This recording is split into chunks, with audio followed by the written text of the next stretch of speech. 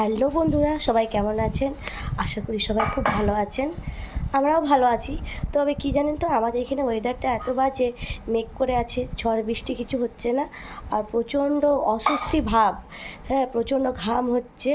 একটা অস্বস্তির মধ্যে শুরু হয়েছে সকাল থেকেই। খুব গরম, গরম ঠিক নয় কিন্তু অস্বস্তি লাগছে, খুব ঘাম হচ্ছে। তো আপনাদের ওইখানে পরিবেশ কেমন বলুন? তো অনেক দিন রান্নার কোনো ভিডিও শেয়ার করা হয়নি। তো আজকে আপনাদের সাথে একটা রান্নার ভিডিও শেয়ার করছি, চলুন। সবার ঘরেই পটল এমনি হলুদ হয়ে গেলে সবাই ফেলে দেয়, আমিও ফেলে দিতাম আগে। সবার ঘরেই হয়, আমার ঘরেও তাই হয়। কিন্তু যবে থেকে আমি এই যে রেসিপিটা বানিয়ে আপনাদেরকে দেখাবো সেইটা বানাতে শিখেছি, তবে থেকে কখনো আমি কিন্তু পাকা পটল আর ফেলে দিই না।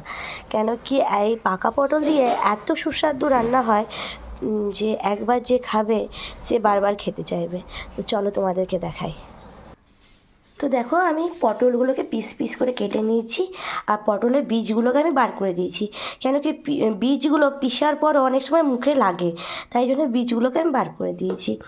এখানে আছে পটল, দেখো রসুনের কিছুগুলো কোয়া নিয়েছি, কাঁচা লঙ্কা নিয়েছি আর নারকেল নিয়েছি।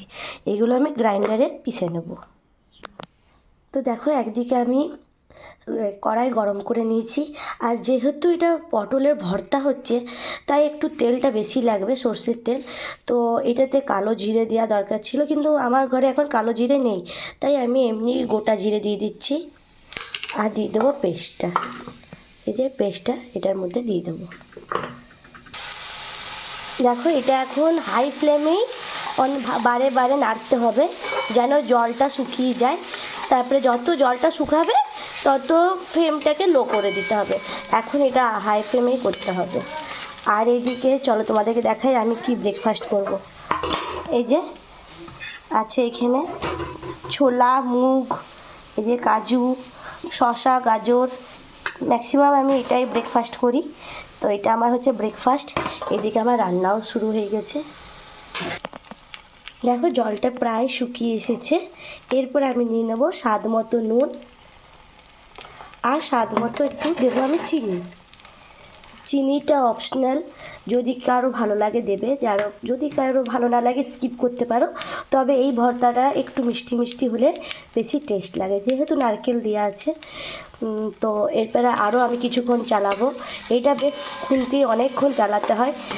ভালো খেতে গেলে পরিশ্রম তো করতেই হবে। তো অনেকক্ষণ ধরে এটা খুন্তিটা নাড়তে হবে। ভর্তার নিয়মই হচ্ছে যত খুন্তি নাড়বে তত টেস্ট আসবে। আর দেখো, এদিকে আমি নিয়ে নিয়েছি বেশ কিছুগুলো ভেন্ডি এর পরে রান্নাটার জন্যে। কারণ আমার ভেন্ডি তরকারি ভাল লাগে, তবে ভেন্ডি সিদ্ধটা আমার খুব ভাল লাগে খেতে। তো কিছুগুলো ভেন্ডি নিয়ে নিচ্ছি, আমি সিদ্ধ করব। ভেন্ডি সিদ্ধ ভাত দিয়ে আমার খেতে খুব ভাল লাগে। কার কার ভেন্ডি সিদ্ধ খেতে ভাল লাগে অবশ্যই জানাবে। তো দেখো বন্ধুরা, রেডি হয়ে গেছে আমার পটলের ভর্তাটা। আর কেমন হয়েছে তোমরা যদি একবার ট্রাই করে অবশ্যই আমাকে জানাবে। আর কেমন দেখতে হয়েছে ওটা তোমরা জানিও। আর নেক্সট রান্না এবার আমি করব ঝিঙে পোস্ত। আজকে এটাই আমার রান্না থাকবে, এই পটলটা থাকবে, ভেন্ডি সিদ্ধ আর ঝিঙে পোস্ত। তোমরা কে কী রান্না করছো অবশ্যই জানাবে বন্ধুরা। টাটা।